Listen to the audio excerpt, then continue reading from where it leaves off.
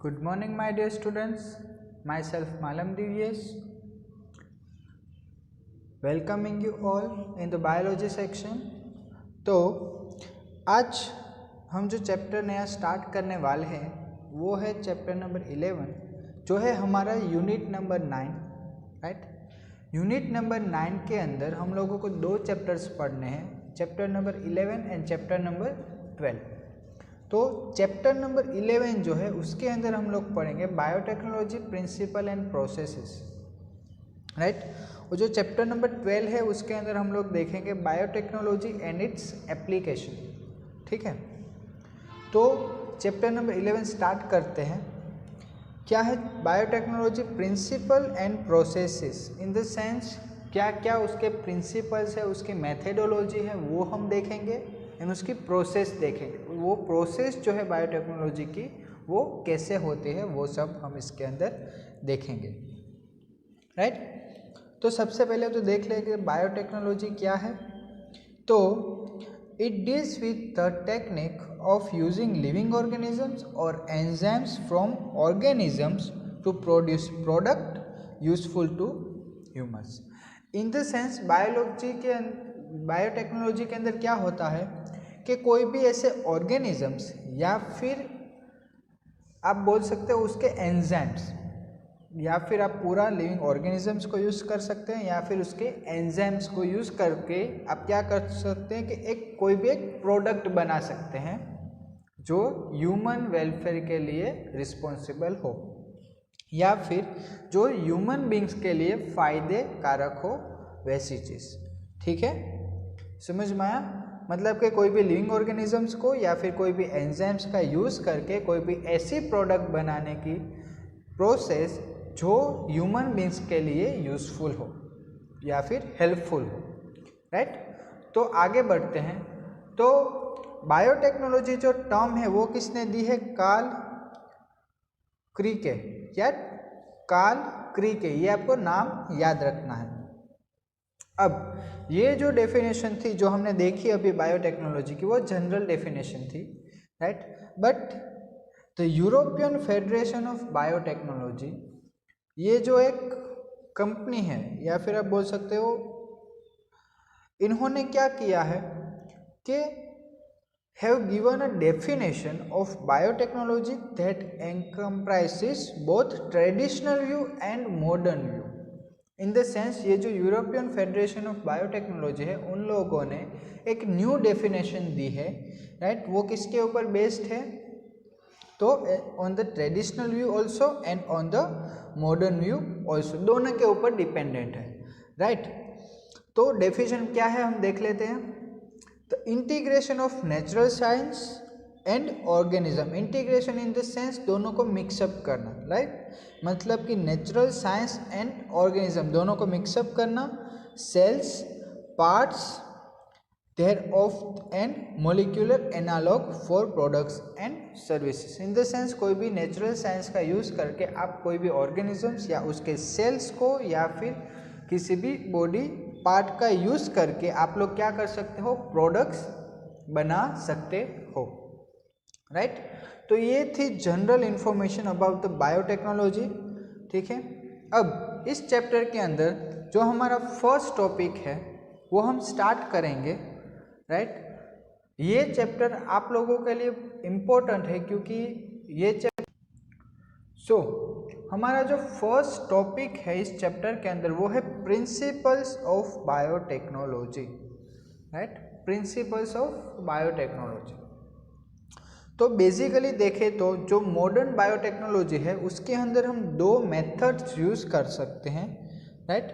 जैसे कि हमने देखा बायोटेक्नोलॉजी का यूज़ हम किसके लिए कर सकते हैं? तो न्यू प्रोडक्ट्स फॉर्मेशन के लिए, मतलब कि कोई भी लिविंग ऑर्गेनिजम्स या फिर उसके एंजाइम्स का यूज़ करके हम ऐसी प्रोडक्ट बनाने की ट्राई करते हैं जो ह्यूमन वेलफेयर के लिए अच्छी हो, राइट।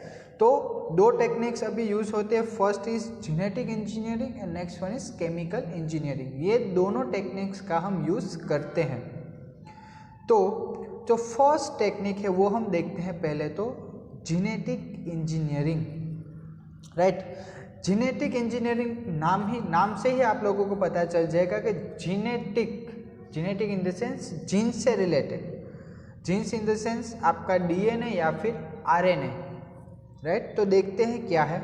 सबसे पहले तो देखते हैं कि जेनेटिक इंजीनियरिंग के फादर कौन है। पॉल बर्ग, ये नाम आपको याद रखना है। Paul Berg is the father of genetic engineering. ये आपकी टेक्स्ट बुक में नहीं दिया गया है, राइट।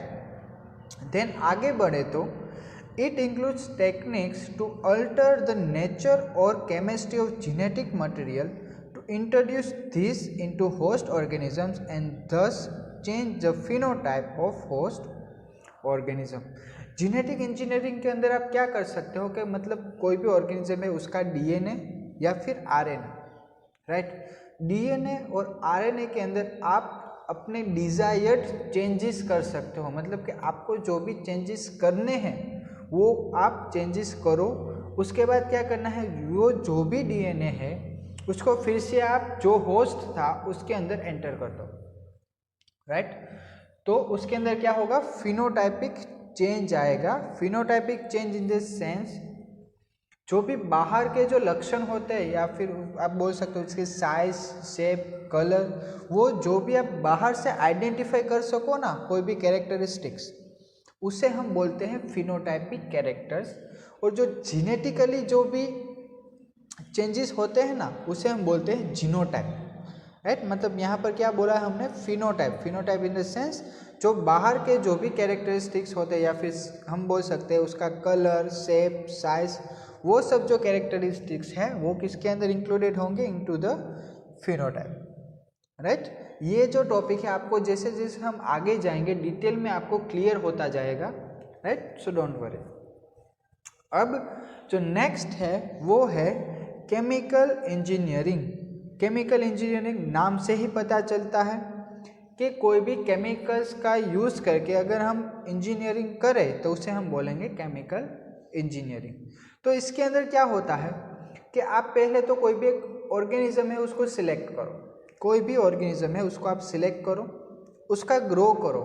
पर जो भी ग्रो मतलब कि हमने बोला था ना बायोटेक्नोलॉजी के अंदर हम क्या करते हैं, कोई भी लिविंग ऑर्गेनिज्म या फिर एंजाइम्स का यूज़ करते हैं।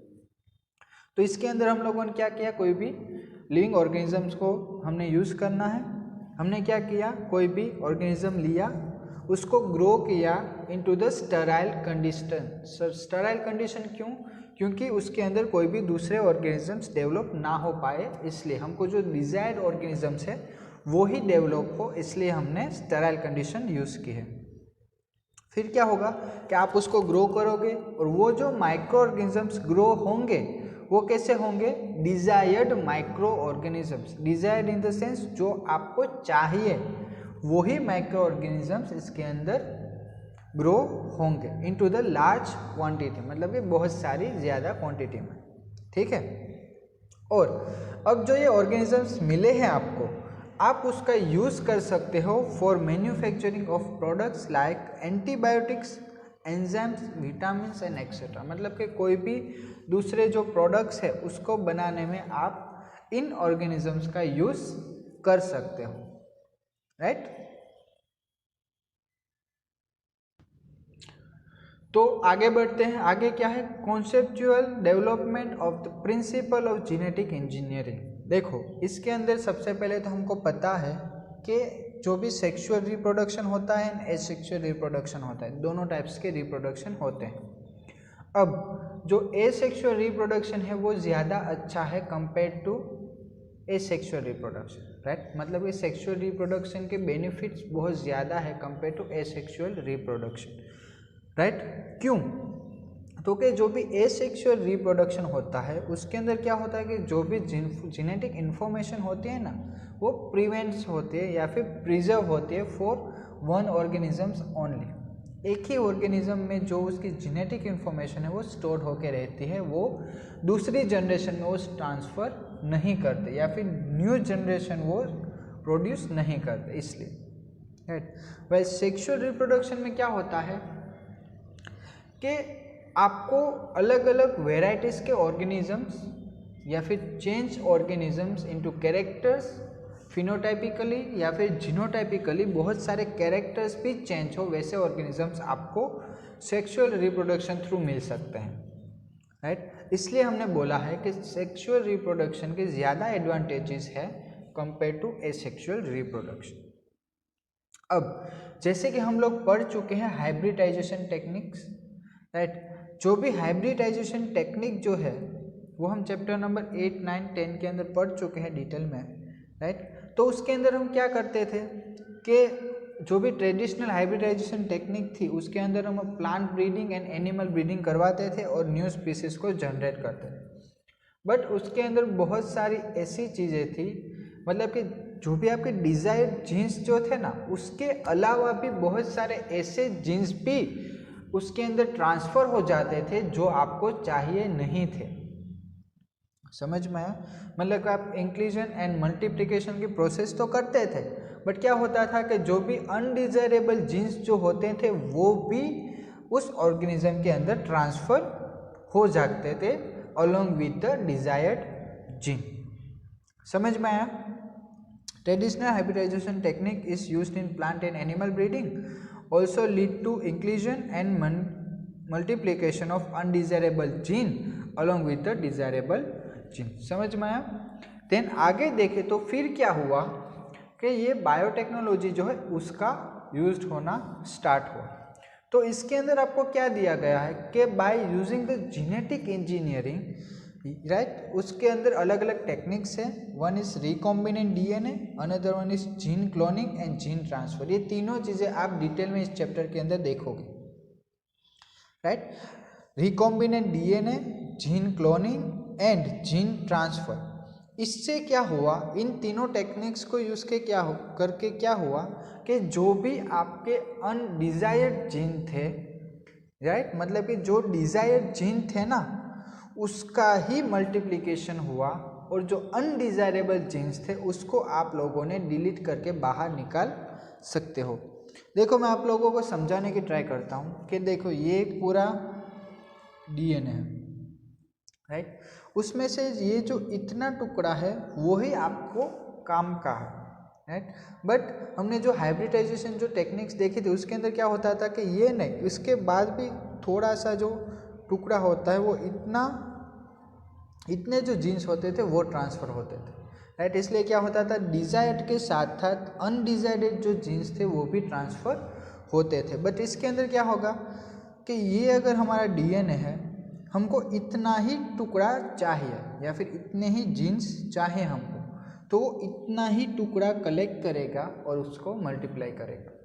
समझ में आया? मतलब कि आपको जो भी डिजायर्ड जीन्स है वो मल्टीप्लाई करेगा, जो अनडिजायरेबल जीन्स है उसको वो सिलेक्ट ही नहीं करेगा, right.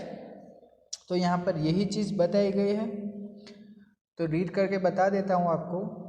The genetic engineering techniques like recombinant DNA, gene cloning and gene transfer overcome this limitation and allow us to isolate and introduce only one or a set of desirable genes without introducing undesirable genes into the target organism। समझ में आया? मतलब कि just आपको जो भी desirable jeans है उसको ही आप सिलेक्ट करके टारगेट ऑर्गेनिज्म के अंदर आप ट्रांसफ़र कर सकते हो।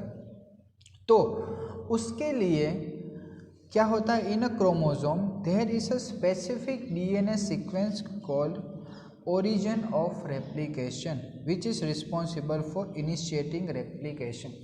अब रेप्लिकेशन आपको पता है, मल्टीप्लिकेशन, राइट, मीन्स के एक में से दो में से चार, ये जो रेप्लिकेशन की जो प्रोसेस होती है डीएनए के अंदर, मतलब कि डीएनए सीक्वेंस का बढ़ना, लंबी होना, चेन, राइट, वो डीएनए के अंदर एक जगह पर होती है जिसे हम बोलते हैं origin of replication, right. Origin of replication जो है वो आप पढ़ोगे प्लाज्मिड के अंदर, बट उससे पहले मैं आप लोगों को जो चीज़ है वो क्लियरली बता दे रहा हूँ, राइट।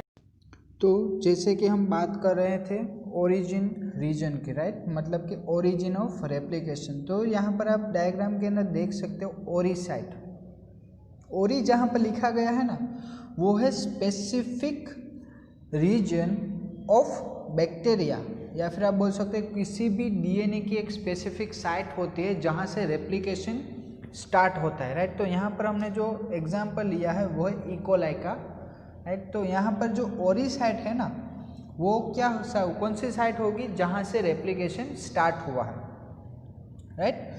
तो पहले तो क्या होगा कि कोई भी डिजायर्ड ऑर्गेनिज्म जो थे जिसका हमें मल्टीप्लिकेशन करना है उसे हम क्या करेंगे, पहले तो ये जो ओरी साइट है वहाँ पर उसको हम अटैच्ड करेंगे, राइट। अटैच्ड करने के बाद क्या होगा कि वो जो डीएनए था वो जो इकोलाई का डीएनए था उसके साथ मिक्सअप हो जाएगा, राइट। और उसके जब जितना इकोलाई का डीएनए मल्टीप्लाई होगा उतना ही ये जो हमारे डिजायर्ड जीन्स जो हमने उसके साथ ऐड किए हैं उसका भी उसके साथ साथ मल्टीप्लिकेशन स्टार्ट हो जाएगा, ठीक है।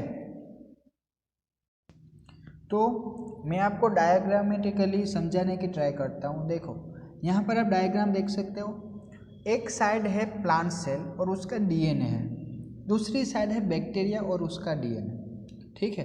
तो हमको करना क्या है, पहले तो हम प्लांट में से जो हमारे डिजायर्ड जीन है उसको हम सिलेक्ट करेंगे, राइट। सिलेक्ट करेंगे फिर उसको कट करेंगे हम रेस्ट्रिक्शन एंजाइम थ्रू, वो हम आगे पढ़ेंगे रेस्ट्रिक्शन एंजाइम क्या है, उसको मॉलिक्यूलर सीजर्स भी बोलते हैं, राइट। रेस्ट्रिक्शन एंजाइम क्या करेगा कि जो आपका डिजायर्ड जीन है जितना पोर्शन उसका है उसको ही वो कट करेगा, उसके अलावा जो भी पोर्शन होगा उसको वो कट नहीं करेगा, राइट। तो फिर आप देख सकते हो कि आपको छोटे छोटे फ्रेगमेंट्स मिल गए हैं प्लांट डीएनए के, राइट। और नेक्स्ट साइड देखो आपको बैक्टीरिया है, राइट। बैक्टीरिया का प्लाज्मिड है, plasmid in the sense circular DNA, कोई भी सर्कुलर डीएनए होता है ना उसे हम बोलते हैं प्लाज्मिड। तो वहाँ पर आप देख सकते हो एंटीबायोटिक रेजिस्टेंस जीन प्रेजेंट है, वो भी हम डिटेल में पढ़ेंगे। एंड दूसरी कौन सी पोर्शन दिया गया है, रेस्ट्रिक्शन साइट, रेस्ट्रिक्शन साइट यहाँ पर सिलेक्टेड, हमको रेस्ट्रिक्शन साइट वाला जो पोर्शन वो हमें नहीं चाहिए, ठीक है। तो हमने क्या किया, रेस्ट्रिक्शन एंजाइम को ऐड किया एंड रेस्ट्रिक्शन जो साइट थी उसको हमने डिलीट कर दिया, समझ में आया। अब हमको दोनों चीज़ मिल गई। अब हम क्या करेंगे, जो हमारे डिजायर्ड जीन्स थे उसको हम डीएनए के साथ अटैच्ड कर देंगे, राइट। तो वो किसकी वजह से प्रोसेस होगी, तो डीएनए लाइगेज, राइट। जो ब्लू कलर का आपको पोर्शन दिख रहा है ना वो है डीएनए लाइगेज, जो अटैच करेगा प्लांट डीएनए को एंड बैक्टीरियल डीएनए को। और लास्ट में आप देख सकते हो कि आपको मिल गया है प्लांट प्लस प्लाज्मिड डीएनए, मतलब कि उसके अंदर दोनों के कैरेक्टरिस्टिक्स प्रेजेंट होंगे जो आपको चाहिए थे वो, राइट। तो इस तरह से ये जो रेप्लिकेशन की जो प्रोसेस होती है या फिर जेनेटिक इंजीनियरिंग की जो प्रोसेस होती है वो इस तरह से हम कर सकते हैं, राइट। तो हमने डायग्रामेटिकली तो हम लोगों ने देख लिया है कि कैसे पूरी प्रोसेस होती है, तो अब थियरी भी देख लेते हैं इसकी। तो आप यहाँ पर देख सकते हो हमने ओरिजिन ऑफ रेप्लिकेशन साइट देख ली है, right. Then for the multiplication of an alien DNA of alien piece of DNA in an organism, it need to be part of the chromosome। मतलब क्या कि अगर कोई भी बैक्टीरियल डीएनए है, राइट, जिसको आपको या फिर कोई भी एलियन पीस ऑफ डीएनए है जिसको आपको यूज़ करना है या फिर उसका मल्टीप्लिकेशन करना है, तो आपको सबसे पहले क्या करना पड़ेगा कि वो जो डीएनए है उसको ओरिजिन या फिर ओरी साइड जो है या फिर ओरिजिन ऑफ रेप्लिकेशन साइड है उसके साथ उसको अटैच करना पड़ेगी। मतलब कि ये हमारा प्लाज्मिड है, ये ओरी साइट है, राइट। अब ये आपका डिजायर्ड डीएनए है, इसको आपको क्या करना होगा कि पहले ये जो ओरी साइट है उसके साथ उसको अटैच्ड करना पड़ेगा। एक बार इसके साथ वो अगर अटैच्ड हो गया तो फिर क्या होगा, जैसे जैसे इस प्लाज्मिड का रेप्लिकेशन होगा उसके साथ साथ ये जो हमारा डिजायर्ड डीएनए था उसका भी रेप्लिकेशन स्टार्ट हो जाएगा। क्लियर। तो आगे देखते हैं उसकी वजह से क्या होगा कि thus an alien DNA is linked with the origin site right. और उसके बाद क्या होगा, डीएनए का जैसे जैसे रेप्लिकेशन होगा and multiply itself in the host organism. ये चीज़ मैंने आपको बता दी है। नेक्स्ट क्या होगा कि ये जो प्रोसेस है उसको हम बोलेंगे cloning. Cloning in the sense जो भी हमारे डिजायर्ड डीएनए था उसकी मल्टीपल कॉपीज बनाने की प्रोसेस, राइट। मतलब कि मल्टीपल कॉपीज, और वो सेम टू सेम कॉपीज होगी उसकी पेरेंट की। क्लियर। तो इसलिए हमने उसको बोला है क्लोनिंग। अब उसके बाद अगर देखें तो construction of first recombinant DNA, तो हमने देख लिया कि रिकॉम्बिनेंट डीएनए की प्रोसेस कैसे होती है, राइट। बट सबसे पहली जो रिकॉम्बिनेंट डीएनए की जो प्रोसेस यूज्ड हुई थी एंड वो स्टार्ट किसने की थी, कैसे हुई, वो हम देखेंगे अब। It was emerge from the discovery of plasmid. Plasmid जैसे कि आपको पता है कोई भी सर्कुलर बैक्टीरियल डीएनए होता है उसे हम प्लाज्मिड बोलते हैं। Bacterial circular DNA, right. कोई भी सर्कुलर डीएनए होगा तो उससे हम प्लाज्मिड बोलेंगे। तो ये प्रोसेस कब का स्टार्ट हुई, बाय द साल्मोनेला टाइफीम्यूरम। अब ये जो बैक्टीरिया है salmonella typhimurium, it is responsible for the typhoid fever. आप लोगों को पता होगा टाइफॉइड फीवर, राइट। उसके लिए जो रिस्पॉन्सिबल बैक्टीरिया है वो है साल्मोनेला टाइफीम्यूरम। अब इसके अंदर दूसरी जो चीज़ है वो क्या यूज़ हुई थी, तो रेस्ट्रिक्शन एंडोन्यूक्लियस, बायोलॉजिकल और molecular scissors, right. Restriction endonuclease जो है वो क्या करेंगे, तो कि स्पेसिफिक साइट से जो पोर्शन आपको जिनका कट करना है उसे आप कर सकते हो, वो हमने डायग्राम में देखा है। या फिर हम उसे बोलेंगे molecular scissors, right, which can break DNA at specific site, मतलब कि स्पेसिफिक साइट से वो कट कर सकता है। Then first rDNA was constructed by Stanley Cohen and Herbert Boyer in 1972। ये डेट आपको याद रखनी है, आपकी बुक के अंदर नहीं दी गई है इसलिए। तो स्टेप्स देखते, अब स्टेप्स कैसे स्टार्ट हुए थे। तो सबसे पहले तो जो हुआ था वो क्या किया कि जो भी हमारे साल्मोनेला टाइफीम्यूरम के अंदर जो भी एंटीबायोटिक रेजिस्टेंट जीन थे, राइट, उसको पहले तो क्या किया, आइडेंटिफाई किया, राइट। और फिर वो जो एंटीबायोटिक रेजिस्टेंट जो जीन था उसको कट कर लिया वहाँ से। क्लियर। एग्जाम्पल मैं आपको समझाता हूँ कैसे। तो देखो ये एक पूरा प्लाज्मिड है, ये जो साइट है वो टेट्रासाइक्लिन रेजिस्टेंस है, ये जो साइट है वो एम्फिसिलिन रेजिस्टेंट साइट है। क्लियर। तो क्या हुआ कि ये जो बैक्टीरिया था, ये पूरा बैक्टीरिया है, उसका प्लाज्मिड है। हमने क्या किया, पहले ये पोर्शन को सिलेक्ट किया बाय द एंडोन्यूक्लियस। क्लियर, इतना समझ में आया। अब आगे क्या हुआ, कट पीस, फिर उसको मोलिकुलर सीजर्स थे, हमने क्या किया, ये जो पीस था या फिर एम्फिसिलिन रेजिस्टेंट जितने जीन थे उसको हमने कट कर लिया यहाँ से, मतलब कि यहाँ से कट किया और यहाँ से कट किया, मतलब कि ये जो पोर्शन था वो अलग हो गया, राइट, और ये पोर्शन भी अलग हो गया। Clear. Then cut piece of desired DNA was linked with the plasmid DNA acting as a vector with the help of DNA ligase. ये हमने प्रोसेस देख ली थी। फिर क्या किया कि हमारा जो डिजायर्ड जीन था उसको, मतलब कि ये डिजायर्ड जीन है हमारा, इस डिजायर्ड जीन को हमने क्या किया, इसके साथ अटैच कर दिया। तो क्या फॉर्मेशन होगा, पूरा एक डीएनए फॉर्मेशन होगा जिसके अंदर हमारा डिजायर्ड जीन भी प्रेजेंट है, right. Then the new constructed DNA is called as rDNA, और इससे हम बोलेंगे rDNA या फिर बोलेंगे रिकॉम्बिनेशन डीएनए। क्लियर, या फिर restriction DNA, right.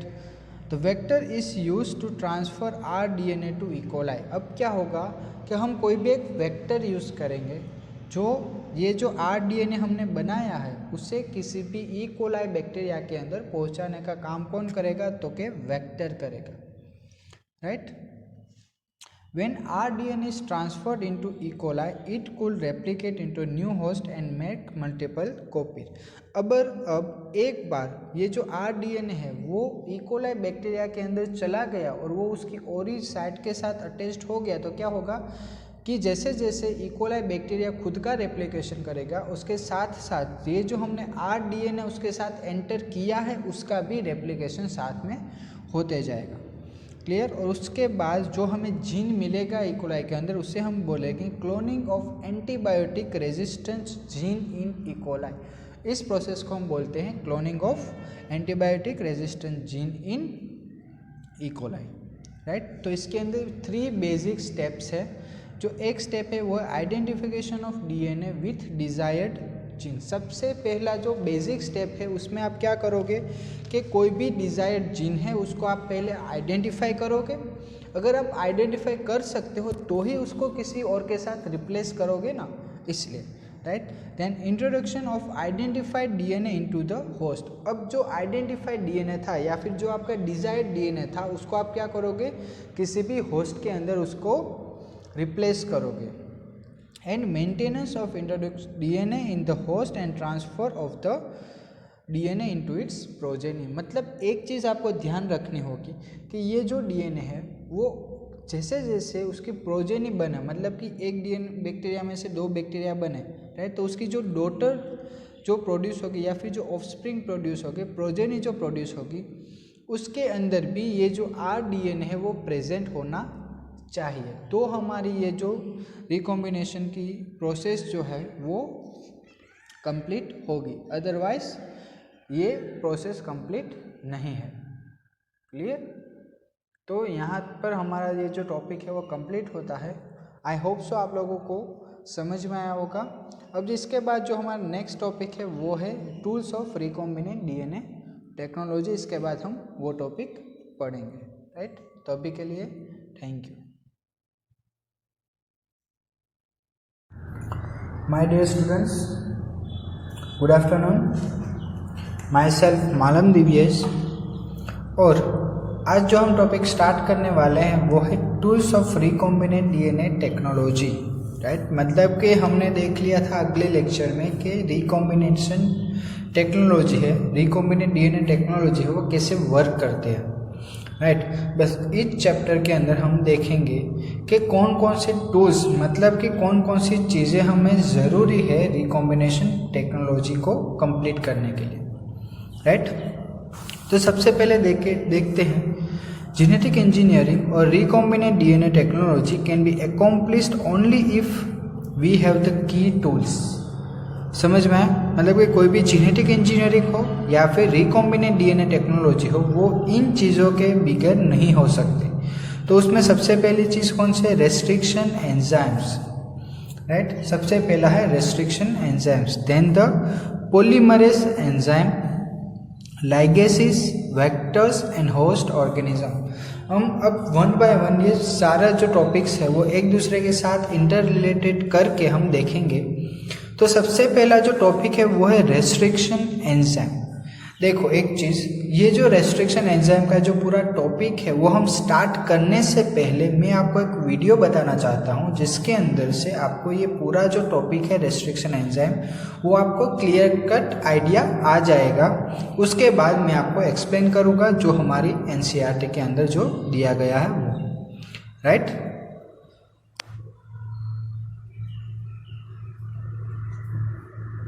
So my dear students, मैंने आप लोगों को बताया कि हम एक वीडियो देखेंगे जिसके अंदर पूरा जो रेस्ट्रिक्शन एंजाइम जो टॉपिक है वो आपको क्लियर कट आइडिया आ जाएगा। तो वो जो टॉपिक है वो हम अब स्टार्ट करने वाले हैं, तो ध्यान से देखिएगा ये जो वीडियो है वो, ठीक है। Restriction enzymes are enzymes that recognize specific sequences within the DNA and cut the DNA at the restriction site. Thus, they are also called molecular scissors. Werner Arber, Hamilton Smith, and Daniel Nathans were awarded the Nobel Prize for Medicine in 1978 for discovering the restriction enzymes. Recombinant DNA technology owes its development to the discovery of restriction enzymes.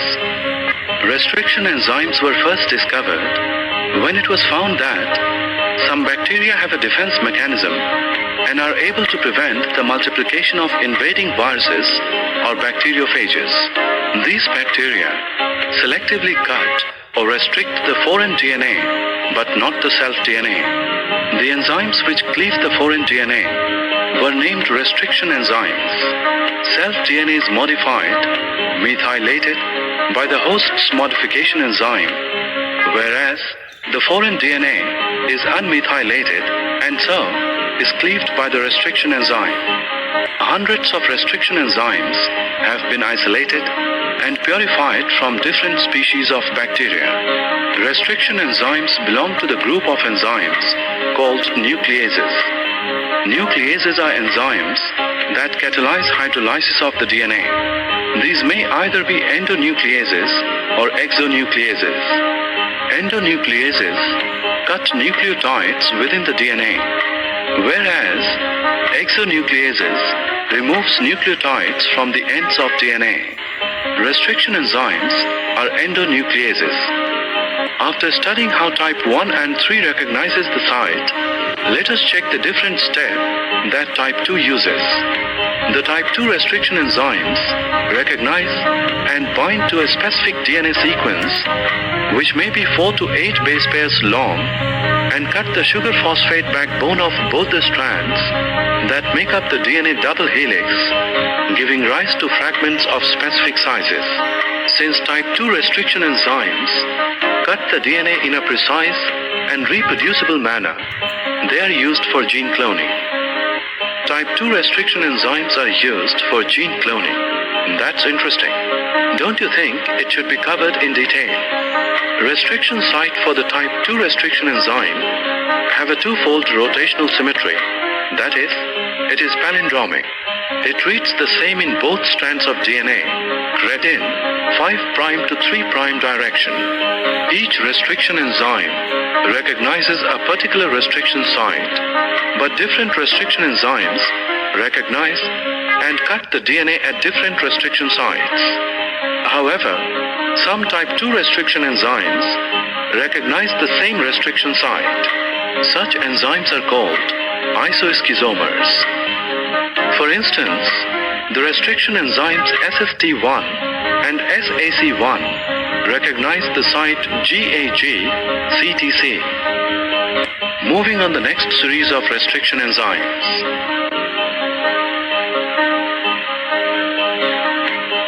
These enzymes give rise to fragments with staggered or cohesive ends. Such fragments have single-stranded overhangs at both ends of each fragment.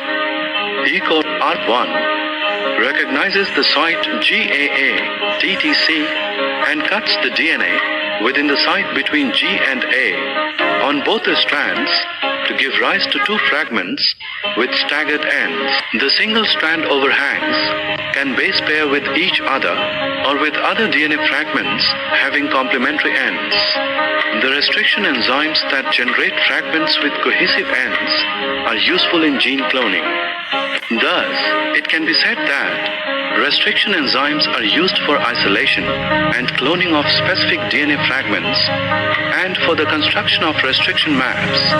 A restriction map is a So students, restriction enzyme, right? हम लोगों ने video तो देख लिया है, but जो भी detailing थोड़ी सी अभी बाकी है वो हम अब देखेंगे। तो सबसे पहले तो हम लोगों ने देखा है कि 3 साइंटिस्ट इन्वॉल्व थे for the isolation of restriction enzyme, right. But सबसे पहले जो साइंटिस्ट था वो था W. आर्बर इन 1963। उन्होंने क्या किया था कि he has isolated 2 enzymes responsible for restriction of growth of bacteriophage in E coli. उन्होंने 2 एंजाइम्स जो थे वो आइसोलेट किए थे, राइट। जो एक एंजाइम था, this will add methyl group to the DNA, मतलब कि दो एंजाइम्स उन्होंने आइसोलेट किए थे।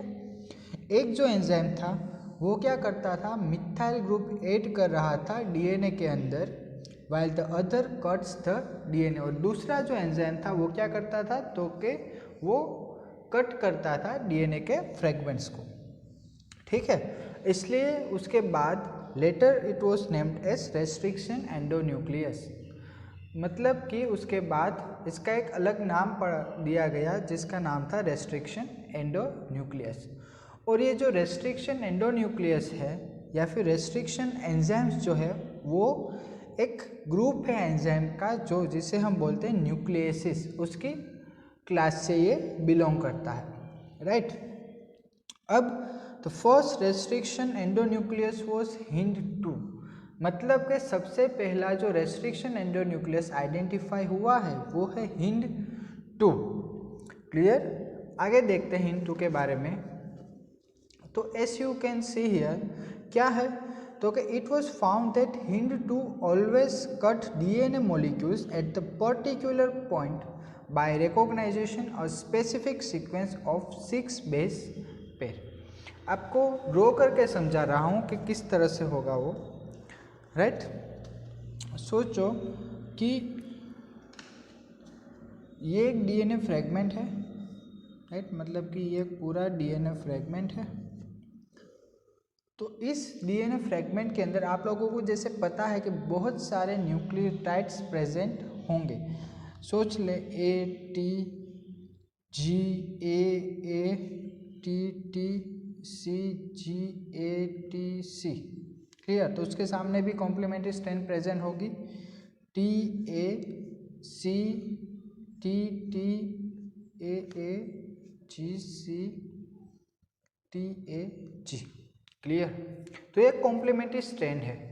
बट HindIII जो है एंडोन्यूक्लियस, उसका काम क्या है कि वो एक स्पेसिफिक सीक्वेंस को सिलेक्ट करता है। जैसे हम लोगों ने यहाँ पर बोला है it will recognise a specific sequence of 6 base pair. 6 base pair के एक स्पेसिफिक सीक्वेंस को वो रिकॉग्नाइज करेगा। तो वो सीक्वेंस कौन सी होगी, GAATTC, ये आपको याद रखना है। ये इतनी जब सीक्वेंस वो आइडेंटिफाई करेगा, मतलब कि HindIII जो है वो इसे HindII जो है वो इसे आइडेंटिफाई करेगा GAATTC, मतलब कि ये 5 प्राइम टू 3 प्राइम, ये 5 प्राइम टू 3 प्राइम, क्लियर। अगर आप यहाँ से रीड करना स्टार्ट करो, इस साइड जाओ तो क्या होगा GAATTC, राइट। और यहाँ से रीड करना स्टार्ट करो तो GAATTC, मतलब कि दोनों सेम ही रीड होते। आप राइट टू लेफ्ट रीड करो क्या लेफ्ट टू राइट रीड करो, इसलिए इसे हम बोलते हैं पैलिंड्रोमिक सीक्वेंस, राइट। इसे हम बोलते हैं पैलिंड्रोमिक सीक्वेंस, क्लियर। तो HindII क्या कौन से साइड को कट करता है, GAATTC या फिर CTTAAG, क्लियर। तो उसे हम बोलते हैं पैलिंड्रोमिक सीक्वेंस। आगे देखते हैं अब। This specific sequence is known as the recognization sequence for HindII, और ये जो स्पेसिफिक सीक्वेंस होगी उसे हम बोलेंगे recognization sequence for HindII, right. अब आगे बढ़ते हैं। तो अभी जो भी रेस्ट्रिक्शन एंजाइम्स टोटल प्रेजेंट है वो 900 types of different restriction enzymes present है, और वो जो आइसोलेट हुए हैं वो किसमें से, तो 230 strains of bacteria. 230 strains of bacteria में से about 900 types of different restriction enzymes have been isolated, right. अब एक दूसरी चीज़, जैसे कि हम लोग 11th में पढ़ चुके हैं कि हम किसी भी स्पीसीज को हम नाम देते थे, या फिर हम बोल सकते हैं कि साइंटिफिक नेम, राइट। तो वैसे ही यहाँ पर जो भी एंजाइम्स है उससे भी हम स्पेसिफिक एक नाम देते हैं, राइट। एग्जाम्पल लेते हैं, एस्चेरिशिया कोलाई है, एस्चेरिशिया कोलाई, उसके अंदर जो हम लोगों ने एंजाइम्स को ऐड किया है उसके बाद जो हमें सेल्स जो मिले हैं उसका नाम देते हैं, चलो, राइट। तो जैसे कि आपको पता है E को R1, राइट। अब जो E होगा वो रिप्रेजेंट करेगा जीनस, राइट। तो उसके बाद जो दूसरे 2 वर्ड्स होंगे it will represent the species. जो R होगा वो रिप्रेजेंट करेगा स्ट्रेन, और जो रोमन नंबर होगा यहाँ पर वो रिप्रेजेंट करेगा कि कितने मतलब कितनी प्रोसेस बाद या फिर कितने एक्सपेरिमेंट्स बाद ये आपको आइसोलेट हुआ है, मतलब कि ये जो एंजाइम है वो आपको कितने प्रोसेस बाद आपको आइसोलेट हुआ वो ये रिप्रेजेंट करेगा। क्लियर? तो इस तरह से किसी भी एंजाइम को आप नाम दे सकते हो। देखते हैं यहाँ पर, in convenient of naming this enzyme, right, the first letter comes from the genus, मतलब कि ये ई को R1 है तो ई जो है वो क्या रिप्रेजेंट करेगा, genus. Then the second 2 letters come from the species, मतलब कि ये छोटे CO it represent the species, right, of the all eukaryotic cell, मतलब कि जितने भी यूकैरियोटिक सेल्स है, एग्जाम मतलब कि बैक्टीरिया या फिर आर्ची बैक्टीरिया, राइट, और उसके अलावा बैक्टीरिया के अलावा जितने भी ऑर्गेनिजम्स प्रेजेंट है वो सब वो सब यूकैरियोटिक सेल्स हैं। एक ही है जिसके पास प्रोकैरियोटिक सेल्स प्रेजेंट होते हैं, वो बैक्टीरिया है एंड आर्ची बैक्टीरिया, राइट। फिर आगे देखते हैं तो R जो होगा it will represent the strain and जो रोमन नंबर होगा, मतलब कि ये 1 वो रोमन नंबर होगा, it will indicate the order of the enzymes were isolated from the strain of bacteria, मतलब कि एक जो स्ट्रेन यूज़ की है उसमें से हमें ये जो बैक्टीरिया मिला है, मतलब कि ये जो एंजाइम मिला है वो कितने एंजाइम्स के मिलने के बाद मिला है, राइट, मतलब कि ये जो ई को R1 है तो 1 मीन्स पहले ही प्रोसेस में या फिर पहले ही स्टेप में जो हमें मिल गया उसे हम बोलेंगे 1। क्लियर यहाँ तक? आगे देखते हैं तो जैसे हमने वीडियो के अंदर देखा था कि restriction enzymes are of 2 kinds, right, कौन कौन सा है, एक्सोन्यूक्लियस एंड एंडोन्यूक्लियस। अब उन दोनों का भी स्पेसिफिक काम है, एंडोन्यूक्लियस का भी स्पेसिफिक काम है और एक्सोन्यूक्लियस का भी स्पेसिफिक काम है, तो वो देखते हैं। चलो, exonuclease removes nucleotides from the DNA. Exonuclease क्या करेगा, कोई भी डीएनए सीक्वेंस होगी, मतलब कि ये डीएनए सीक्वेंस है हमारे पास, ये एक्सोन्यूक्लियस है, राइट, एक्सोन्यूक्लियस क्या करेगा, ये जो डीएनए सीक्वेंस होगी उसे रिमूव करेगा, मतलब यहाँ से और यहाँ से तोड़ेगा। क्लियर?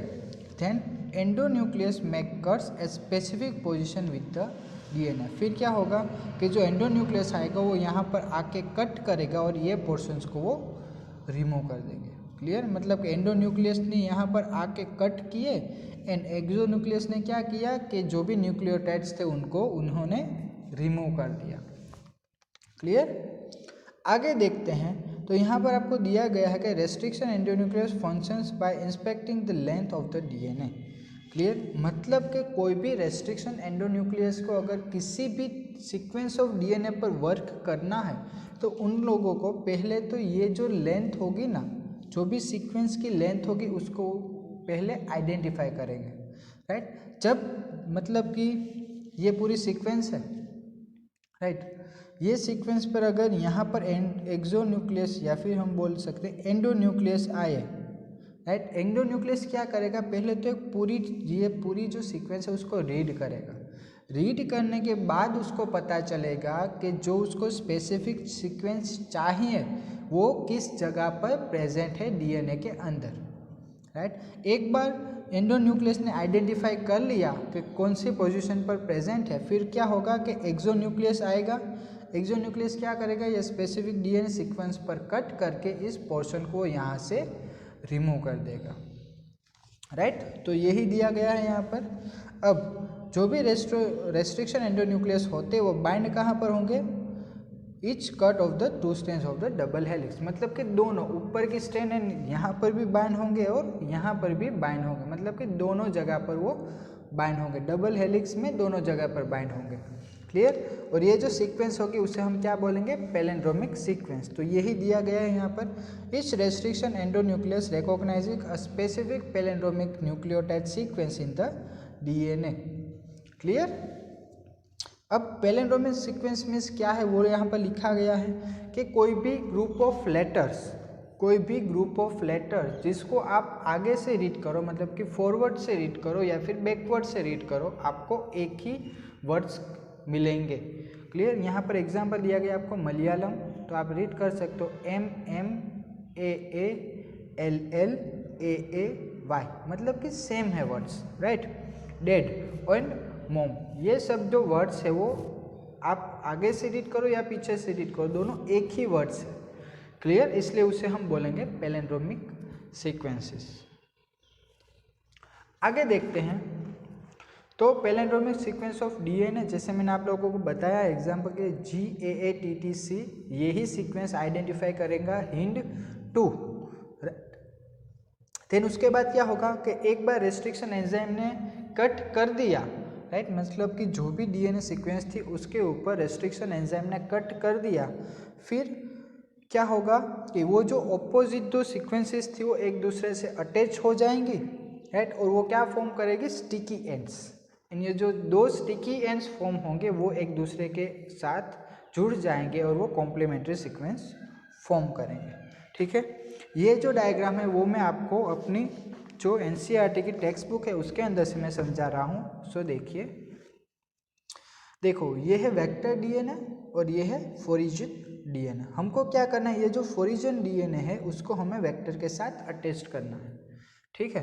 तो हम पहले तो क्या करेंगे कि एंडोन्यूक्लियस को बोलेंगे कि यहाँ पर जो भी स्पेसिफिक सीक्वेंस है उसको आइडेंटिफाई करो, मतलब कि दोनों डीएनए सीक्वेंसेस में हमें पहले एंडोन्यूक्लियस को बोलना पड़ेगा कि स्पेसिफिक सीक्वेंस को आइडेंटिफाई करें।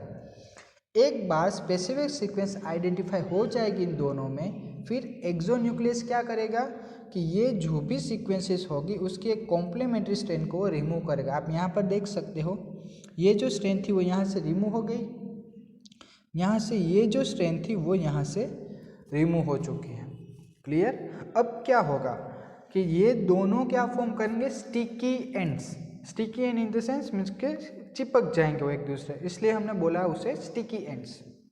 स्टिकी एंड्स एक दूसरे के साथ अटैच्ड हो जाएंगे और ये एक रिकॉम्बिनेंट डीएनए फॉर्म करेगा, क्लियर। बट फिर भी ये जब एक दूसरे के साथ अटैच्ड हो जाएंगे उसमें से थोड़ी सी एक स्पेस बची हुई होगी जिसे हम बोलते हैं निक, और ये जो निक होगा वो कौन फिलअप करेगा, bye DNA ligase. DNA ligase जो एंजाइम है वो इसमें जो निक फॉर्मेशन होगा रिकॉम्बिनेंट डीएनए के अंदर उसे वो फिलअप कर देगा, क्लियर। तो ये पूरी जो प्रोसेस है ना वो है इको R1। अगर आपको एग्जाम में पूछे इको R1 के बारे में अगर स्पेसिफिक पूछे तो आपको ये वाला डायग्राम ड्रॉ करना होगा। अदरवाइज आपको अगर ऐसा बोले कि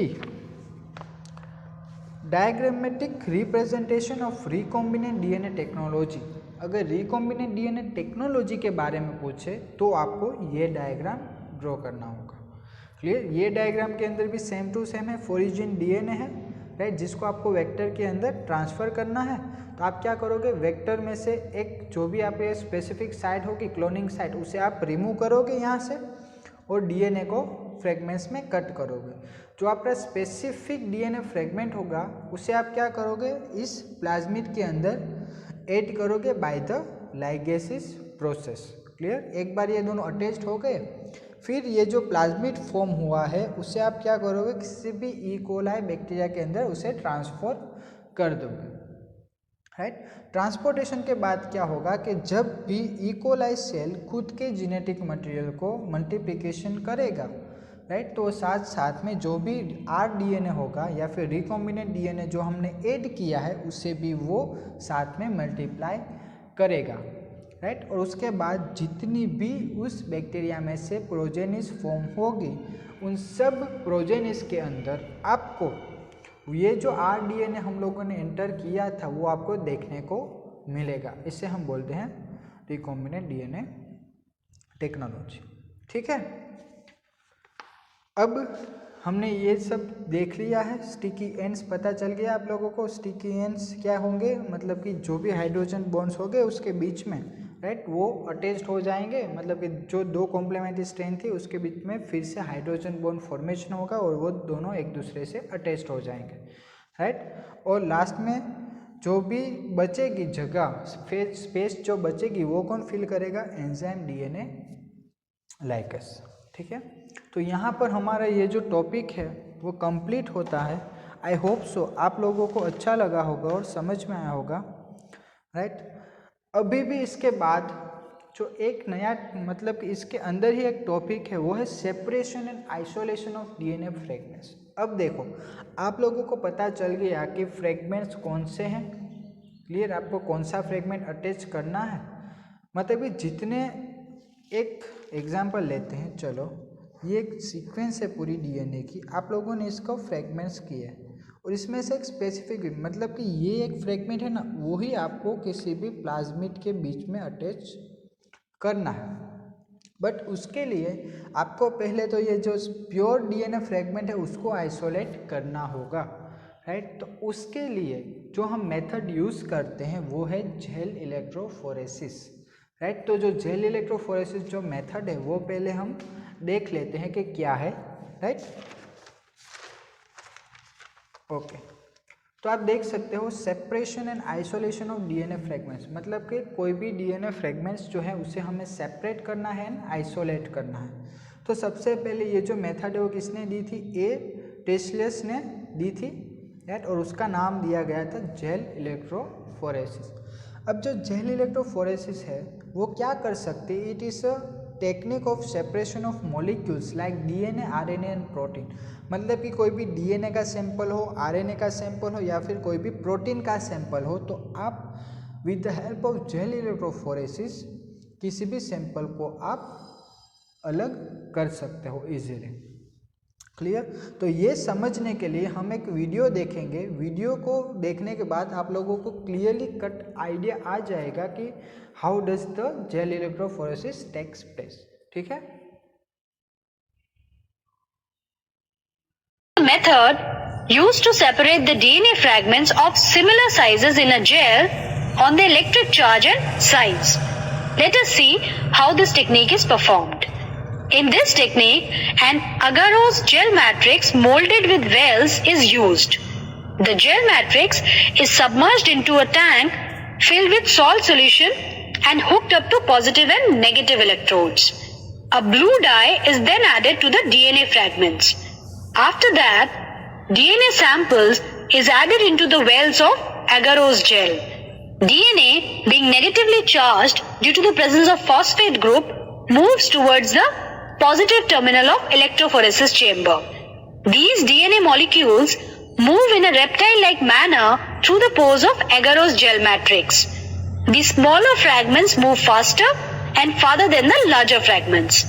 And this is how they get separated. Agarose gel matrix is then stained with ethidium bromide to stain the DNA. It binds to DNA double helix structure.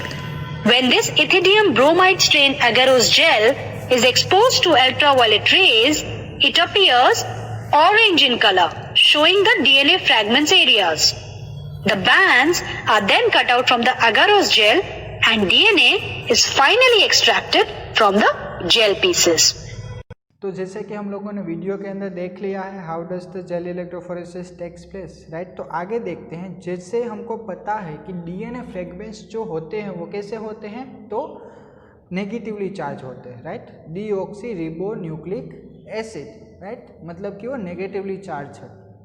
तो अब क्या होगा कि हमने जो भी वेल देखी थी, मतलब कि हमने ये वेल है जेल इलेक्ट्रोफोरेसिस की, समझ लो, राइट।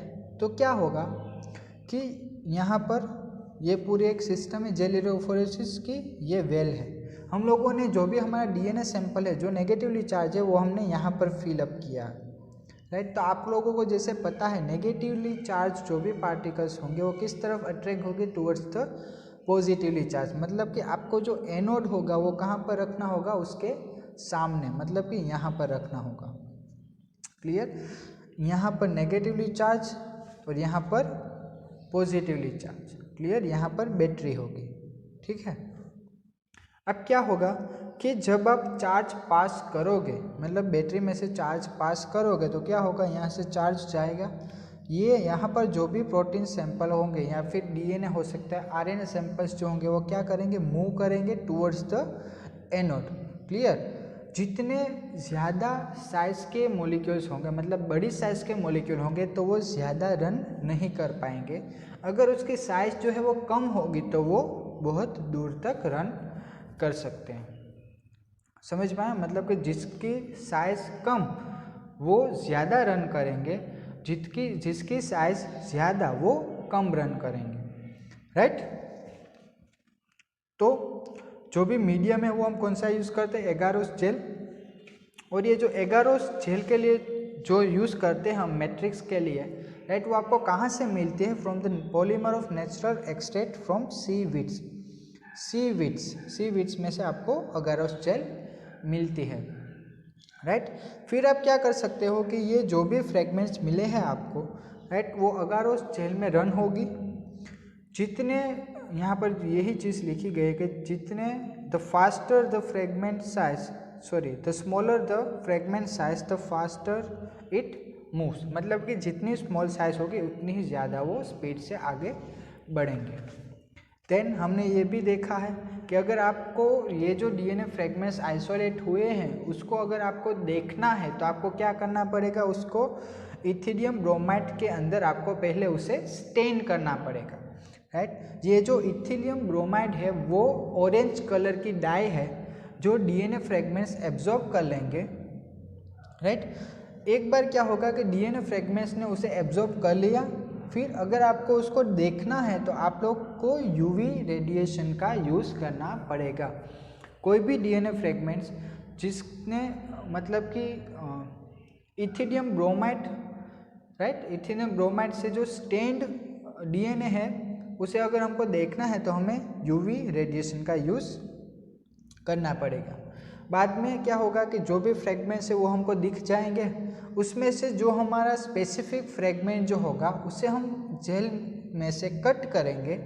कट करने के बाद उस जो जेल होगा उसमें से हमारा डीएनए हम आइसोलेट करेंगे, एक्सट्रैक्ट करेंगे, और इस प्रोसेस का नाम है इल्यूजन, राइट। उस प्रोसेस को हम बोलते हैं इल्यूजन। एंड अब ये जो फ्रेगमेंट आइसोलेट हो गया है तो उसे हम फर्दर रिकॉम्बिनेंट डीएनए टेक्नोलॉजी के लिए हम यूज़ कर सकते हैं, ठीक है। तो ये पूरी प्रोसेस है कि how does the recombination technology takes place, मतलब कि किसी भी चीज़ को अगर रिकॉम्बिनेट करना हो तो हम कैसे कर सकते हैं। तो यहाँ पर हमारा लेक्चर कंप्लीट होता है। आई होप सो आप लोगों को अच्छा लगा होगा, समझ में आया होगा। Thank you.